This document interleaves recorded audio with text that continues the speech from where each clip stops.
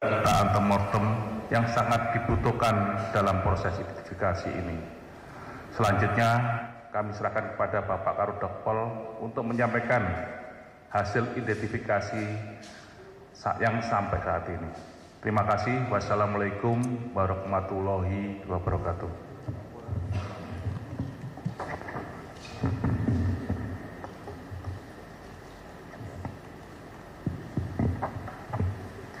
Assalamualaikum warahmatullahi wabarakatuh.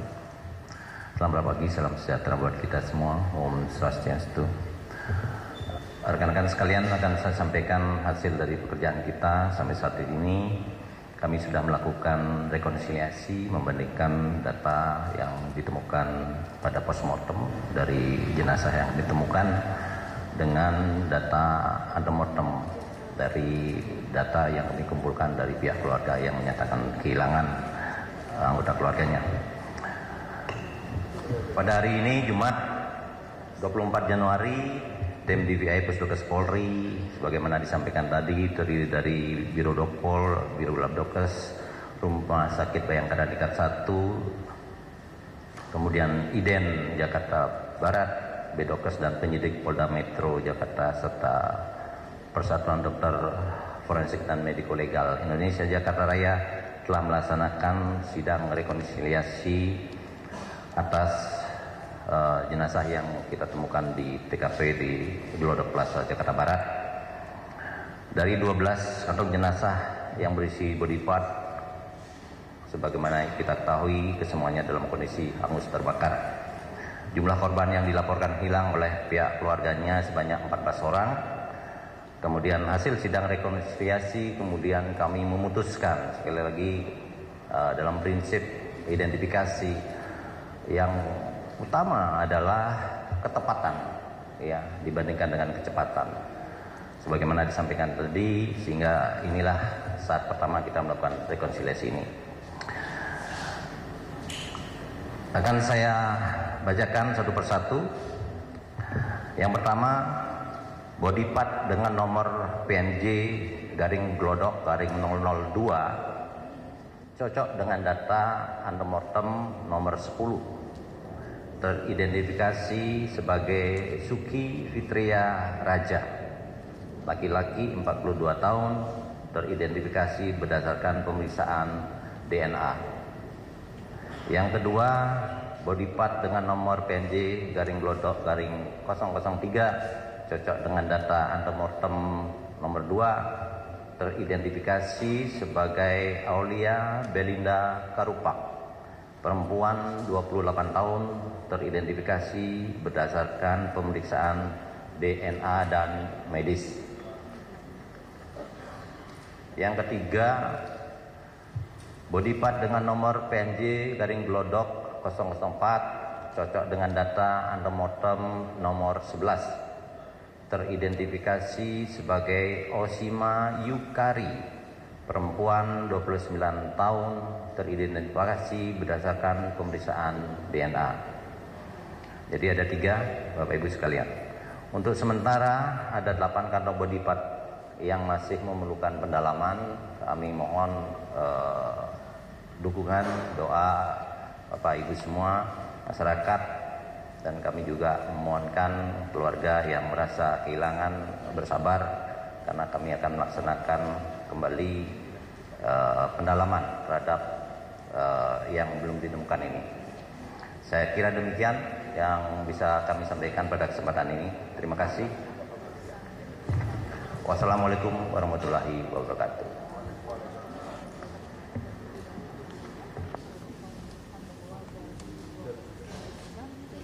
Mohon maaf, ada karena tadi malam ada tambahan, jadi ada 9 kantong jenazah yang masih memerlukan pendalaman.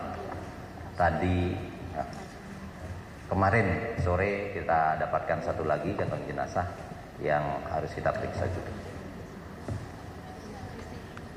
Saya kira demikian. Terima kasih. Baik rekan-rekan. Selanjutnya kita juga perlu mendengarkan situasi terkini dari TKP Kami persilakan Bapak Kapolres Metro Jakarta Barat untuk menjelaskan perkembangan terkini. Silakan.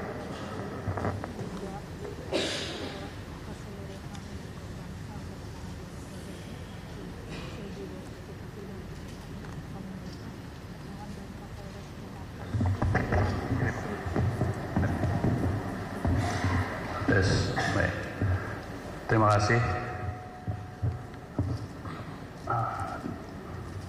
Kami menyampaikan situasi saat ini di lokasi kejadian kebakaran. Setiap hari hingga kemarin sore, tim gabungan dari BPBD, pemadam kebakaran, kemudian dari personil Polda Metro Jaya dan Polres Metro Jakarta Barat, juga Polsek Taman Sari, kemudian dari DVI dan dari Dokpol Polda Metro Jaya pun masih melakukan penyisiran. Namun karena kondisi di TKP banyak barang-barang material dari bangunan yang terbakar masih bertumpuk, sehingga prosesnya masih terus berjalan pembersihan barang-barang yang bertumpuk. Setelah barang-barang yang bertumpuk bisa diangkat, nanti tim penyisiran akan melakukan penyisiran. Apabila semuanya sudah selesai pembersihan tumpukan barang-barang material dan nanti dari Lab 4 menyatakan sudah clear dan bisa dilakukan olah TKP, baru dilakukan olah TKP. Jadi sementara demikian yang bisa kami sampaikan kondisi TKP sampai hari ini.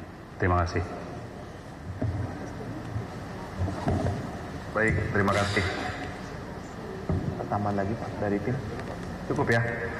Baik rekan-rekan, penjelasan sudah lengkap. Selanjutnya kami mempersilahkan bagi rekan-rekan yang ingin melakukan pendalaman, kami persilakan ya. Nanti diperkenalkan diri, namanya siapa, pertanyaan ditujukan pada beliau yang mana ya. Silakan Mbak, tolong mic-nya. Pak dulu ya, dari kanan ya.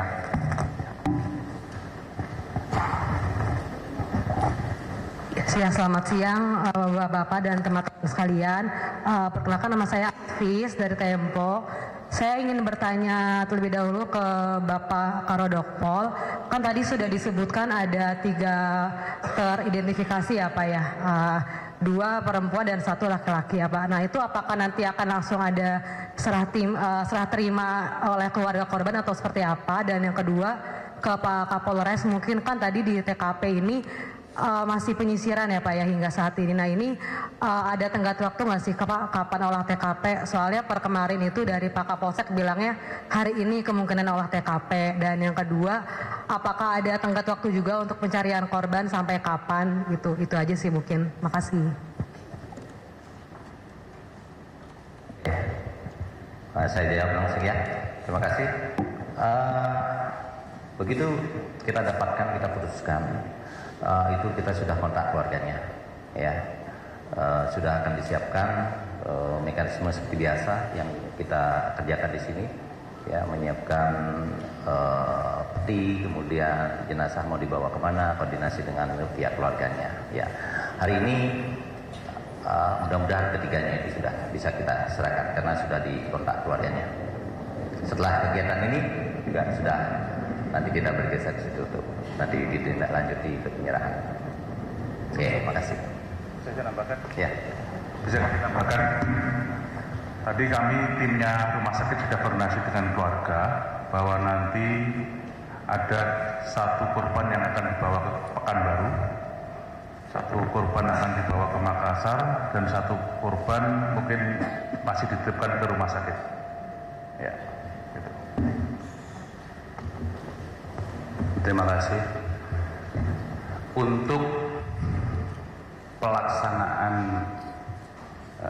olah TKP, jadi dari lapor itu akan melihat dulu kondisi TKP apakah bisa dilakukan olah TKP.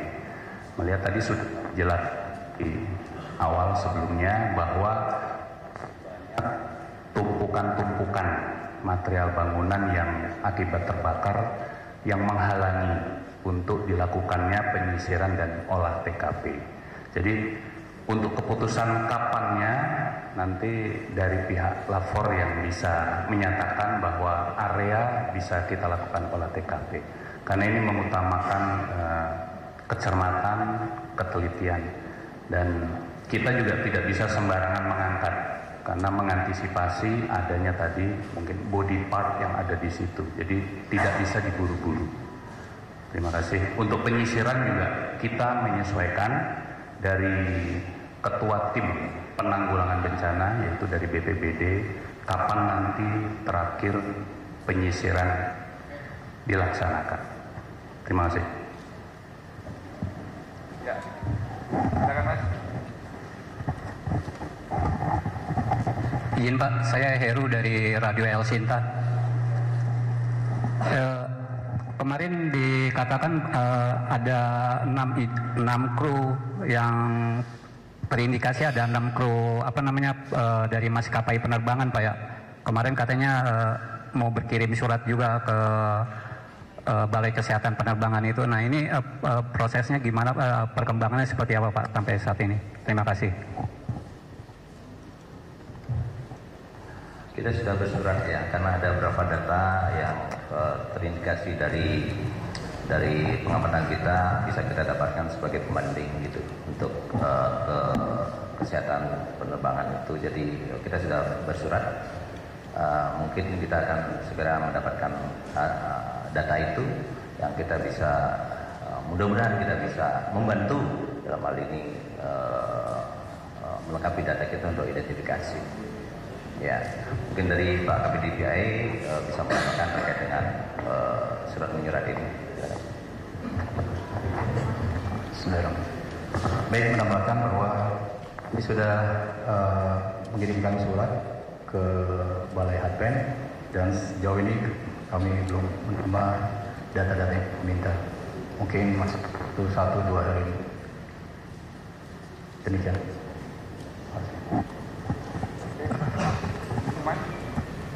Ya, baik, terima kasih.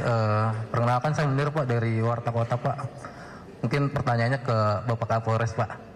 Mohon izin Pak, mungkin sudah berapa saksi Pak yang diperiksa terkait dengan peristiwa kebakaran ini dan apakah pihak pengelola, karena kan kemarin dari Dinas Kebakaran itu menyatakan bahwa gedung di Plaza Glodok itu tidak memenuhi persyaratan keselamatan kebakaran. Nah, apakah dari pihak pengelola ini ada kelalaian terkait dengan hal itu? Terima kasih Pak. Ya, terima kasih. Untuk saksi yang sudah diambil keterangan sebanyak 9 orang, itu saksi terkait kejadian awal, kemudian termasuk dari pihak gedung dan lokasi yang terbakar. Kemudian kami juga masih akan melanjutkan memanggil beberapa saksi dari karyawan yang ada dan dari pengunjung yang ada. Ya. Tadi disampaikan terkait pengelola. Baik. Pengelola dari manajemen juga sudah dipanggil. Mereka masih menyiapkan data, ya, kesiapan administrasi prosedur mereka dalam menanggulangi kejadian bencana. Nanti akan dilengkapi oleh mereka dan akan kami komunikasikan dengan Dinas Pemadam Kebakaran. Apakah SOP yang sudah mereka siapkan sesuai atau tidak dengan standar keamanan apabila terjadinya kebakaran. Demikian. Terima kasih. Terima kasih. Dari Mas, dari yang nanya.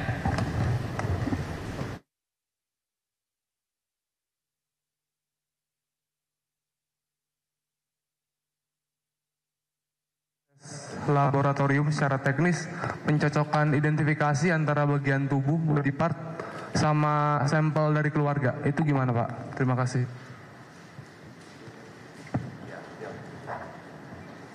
Terima kasih atas pertanyaannya. Jadi kami memang menerima dan memeriksa dari seluruh ke instalasi forensik rumah sakit 70 sampel DNA postmortem, yaitu sampel yang didapat dari bagian tubuh yang ada. Suaranya hilang. Oh, iya.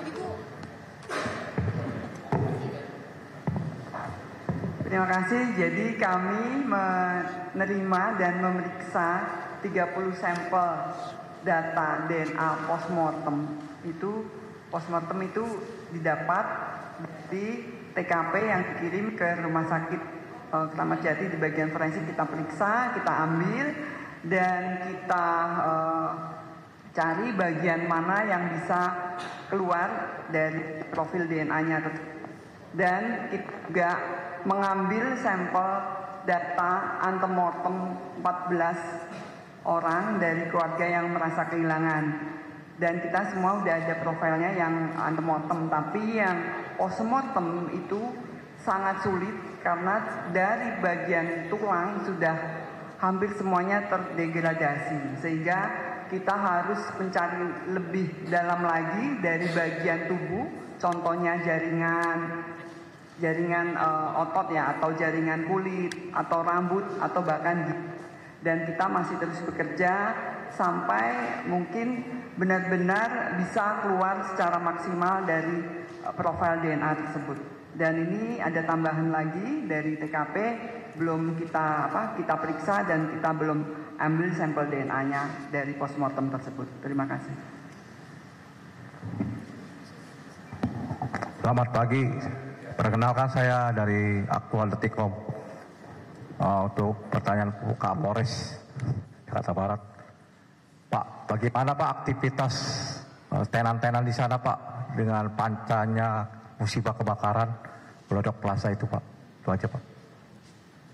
Tenan-tenannya kan saya dengar katanya di situ kawasannya lagi ditutup Pak. Bagaimana aktivitasnya Pak? Apakah berjalan atau kondisinya bagaimana Pak? Itu aja Pak. Terima kasih. Ya, terima kasih. Terkait kegiatan di lingkungan Glodok tetap beroperasi, namun yang terkait dengan gedung utamanya yang terjadi kebakaran sampai saat ini masih sebagian tertunda, yang di bawahnya langsung, namun yang di sisi sampingnya sudah ada aktivitas. Terima kasih. Monggo Mbak, silakan.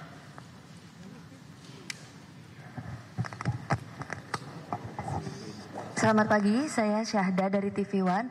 Ingin bertanya seperti yang sebelumnya dijelaskan oleh Pak Karungkit. Tadi sempat menyebutkan bahwa ada korban yang dibawa ke Pekanbaru, Makassar, dan masih ada yang di RS. Nah, mungkin Bapak bisa menjelaskan lebih detail kepada kami korban atas nama yang mana yang akan dikirim ke Pekanbaru dan Makassar. Lalu apakah prosesnya melalui penjemputan keluarga datang ke sini atau dari pihak rumah sakit yang langsung mengirimkan jenazah ke lokasi? Terima kasih. Untuk Yuki Fitra Raja itu akan dibawa ke Pekanbaru. Nanti dari rumah sakit ke bandara kita siapkan ambulan. Tapi nanti keluarga yang dari Cengkareng ke Pekanbaru dari keluarga atau dari yang lain. Aulia, Belinda itu nanti ke Makassar. Sedangkan Osima Yukari sementara hasil koordinasi mau dititipkan ini karena orang tuanya masih di luar negeri. Untuk koordinasi dengan keluarga.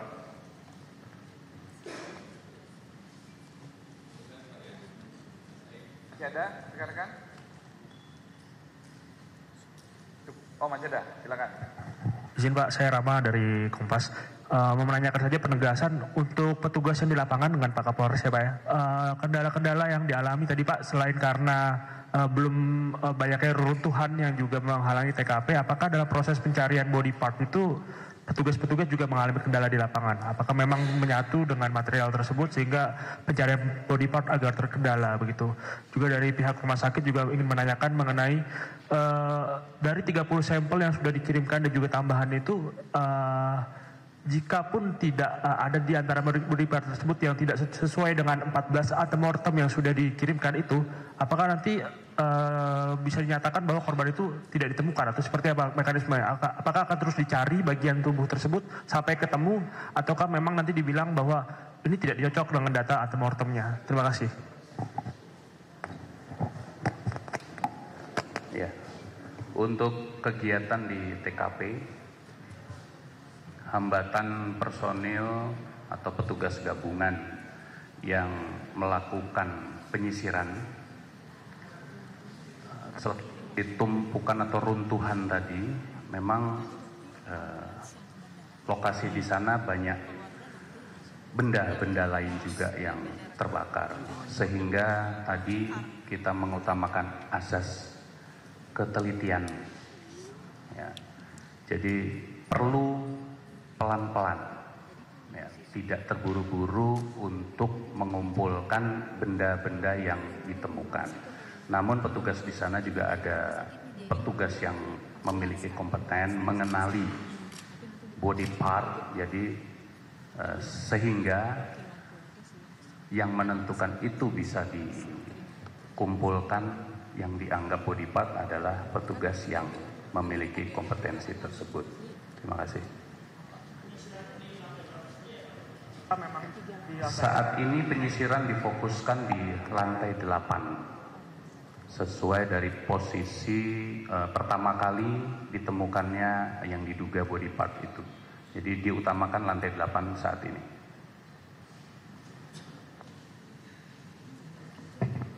Lanjut pertanyaan tadi, kami coba menjawab dari 30 sampel DNA yang kita cari profil DNA-nya itu, bisa saja itu dari beberapa bagian tubuh satu individu. Jadi tidak pasti 30 sampel itu mungkin dipikir 30 individu, tidak seperti itu. Dan itu juga kepastiannya apakah dari 30 sampel ini bisa keluar profil DNA-nya atau tidak. Seperti itu, karena keadaan bagian-bagian tubuh atau body part tersebut sangat rapuh dan sangat tidak baik ya, tidak bagus keadaannya sampai terdegradasi kalau tulangnya. Dan apakah ini juga cocok match dengan 14 data antemortem yang ada di kita, dan itu memang masih butuh waktu dan butuh kesabaran kita untuk juga meneruskan pemeriksaan profil DNA di laboratorium kami di Roldokes Polri. Dan semoga yang kita inginkan ya semua yang mungkin dilaporkan 14 orang ini bisa teridentifikasi dari profil DNA yang kita periksa postmortemnya. Terima kasih. Mungkin bisa kami tambahkan rekan-rekan sekalian, barangkali dalam berbagai kesempatan sebelumnya itu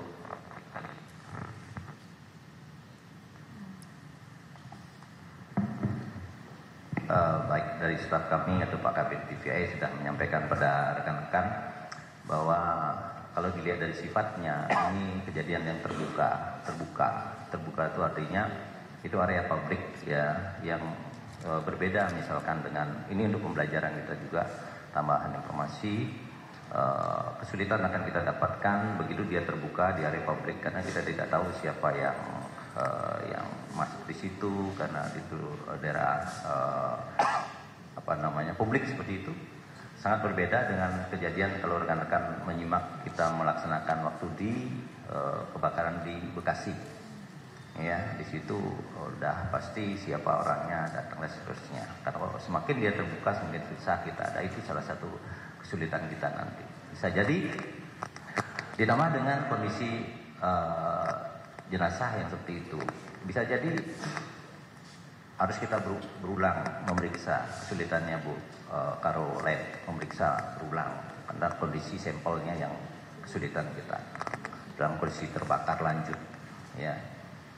Yang kedua seperti tadi laporan ada 14, body partnya masih 9 seperti itu misalkan 11 11 body part yang 11 kantong, 12 kantong yang dibawa ke kita. Nah itu belum lagi di TKP kesulitan kita, bisa dia posisinya dalam satu tempat bisa bercampur dalam kondisi seperti itu, kesulitan sangat besar apa yang dilaksanakan oleh rekan-rekan kita. Memastikan DNA-nya muncul aja ada suatu tantangan tersendiri dalam kondisi seperti ini. Belum lagi kejadian yang terbuka tadi itu. Saya kira itu pembelajaran bagi kita sehingga sedikit berbeda dengan apa yang sudah kita lakukan pada saat kebakaran di Bekasi. Itu rekan-rekan sekalian, tambahan dari saya. Terima kasih. Sebelumnya Assalamualaikum warahmatullahi wabarakatuh. Izin Jenderal Pak Kabid Raffi dari disway.id. Pertama ingin ditanyakan terkait penyelidikan atau usaha pencarian korban itu akan dilakukan sampai kapan dan kira-kira seperti apa sih? Terus yang kedua, dari 9 body part yang belum diidentifikasi ini ditargetkan juga kapan dan seperti apa nanti selesainya gitu.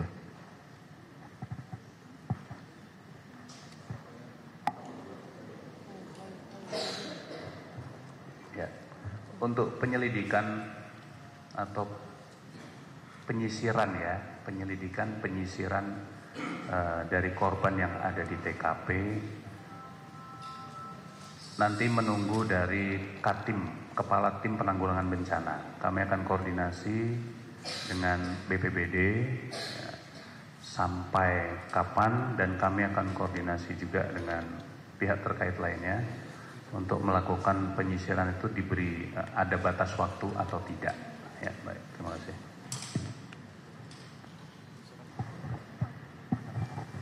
Izin Pak, saya Agnes dari Berita 1 izin bertanya terkait penyebab kebakaran. Meskipun belum melakukan olah TKP dan penyelidikan secara lanjut, apakah dari kepolisian sudah mempunyai perkiraan kira-kira penyebab dari kebakaran gedung ini apa? Apakah mungkin karena listrik atau mungkin ada faktor lainnya yang dikira menjadi salah satu dugaan kepolisian untuk penyebab kebakarannya? Terima kasih.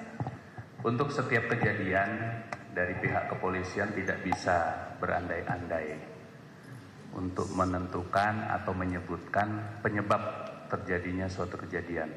Nanti ada ahlinya yang untuk melakukan olah TKP untuk kejadian kebakaran ini. Tadi sudah kami sebutkan dari Lab 4, ya, laboratorium forensik, dan laboratorium forensik yang akan menentukan kapan bisa dilakukan olah TKP. Sampai saat ini pun belum dilakukan olah TKP mengingat kondisi dan situasi di lokasi kejadian.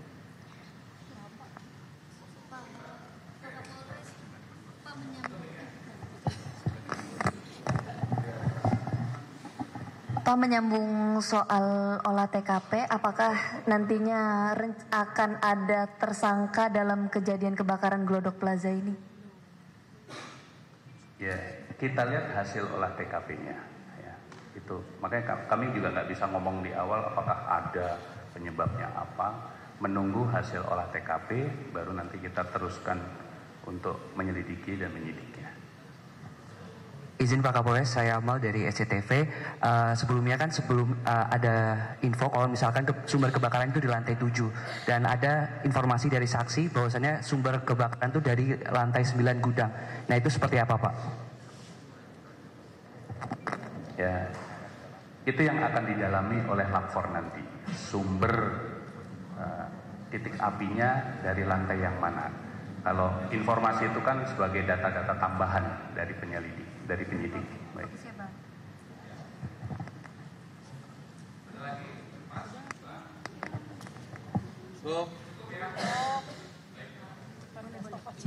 Baik, terima kasih rekan-rekan semua atas kerjasamanya. Semoga kegiatan kita pada pagi hari ini mendapatkan berkah dan lindungan dari Tuhan Yang Maha Esa.